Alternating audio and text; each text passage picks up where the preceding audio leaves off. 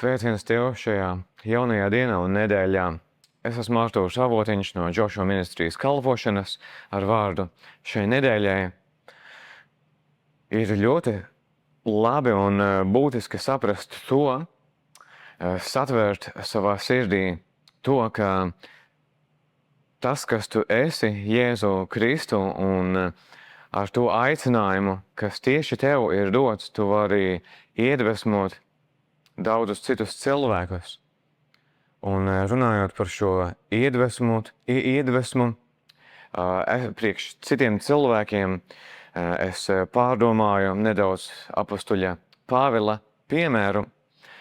Šis piemērs vairāk no viņa puses ir par to, ka viņš priecājās par ticīgajiem Jēzu Kristu tajās draudzēs, ko viņš bija dibinājis. Un mēs šo varam redzēt, šo Pāvila prieku par ticīgajiem, par draudzēm. Mēs redzam tik neskaitāmos viņa darbos, viņa vēstulēs.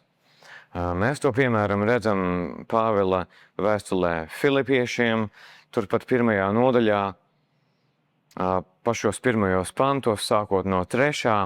Piemēram, es pateicos savam Dievam ikreizes, kad vien jūs atceros, vienmēr katrā savā lūgšanā par jums visiem ar prieku aizlūgdams, par jūsu līdzdalību evaņģēlijā no pirmās dienas līdz šim brīdim. Mēs to, piemēram, tālāk redzam pāršķirot jau nākamo vēstuli, piemēram, Kolosiešiem. Šeit 3., 4. pants, mēs šeit lasam, mēs pastāvīgi savās lūgšanās pateicamies Dievam mūsu Kunga Jēzus Kristus Tēvam par jums, jo mēs esam dzirdējuši par jūsu ticību Kristum Jēzum un jūsu mīlestību uz visiem svētajiem. Vai, piemēram, 1.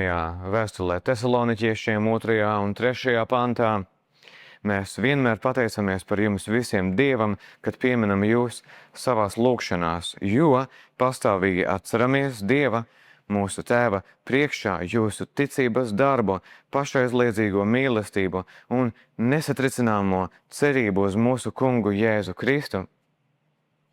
Pāvils saskatīja to labo katrā draudzē, to viņu izaugsmi un centienus piepildīt savu aicinājumu priekš Dieva valstības. Mēs redzam arī to, ka Pāvils, protams, priecājās par katru citu ticīgo, piemēram, par Timoteju, kurš bija viņa, varētu teikt, garīgais dēls un tam līdzīgi. Un līdzīgā veidā varētu teikt, ka arī mēs, katrs mūsu dzīvē, kad mēs ticam Jēzum, mēs esam jau kādu laiku sakņojušies viņā un mēs saņemam aicinājumu kalpot Dievam. Un tu vari būt par ļoti lielu iedvesmu kādam citam cilvēkam. Tieši ar to, kas tu esi, pat necenšoties būt kādam citam, necenšoties kādu citu atdarināt, varbūt labu gribot, cenšoties būt ar kādu deksmi vai jebkādā veidā līdzinoties, kaut kā varbūt pat neapzināti atdarinot kādu citu kalpotāju.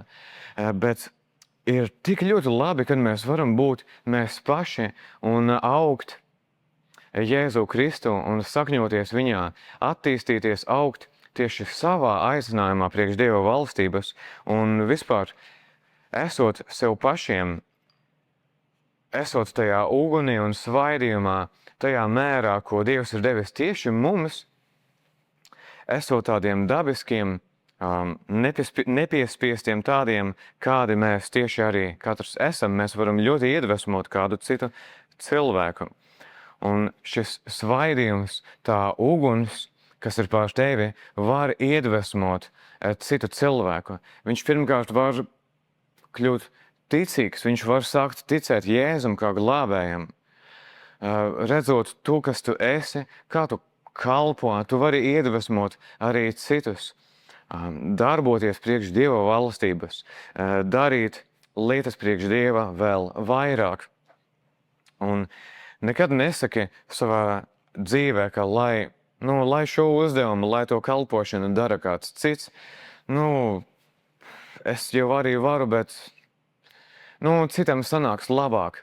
Bet, zini, ir tāds piemērs pat skolā. Ja tu prasīsi skolēnam, pareizāk 2 skolēniem pastāstīt, atstāstīt vienu un to pašu stāstu, katrs no viņiem to pastāstīs citādāk. Kaut vai nedaudz, bet tas tomēr atšķirsies. Tie būs 2 dažādi unikāli atstāstījumi. Nevis tāds identisks katram no viņiem.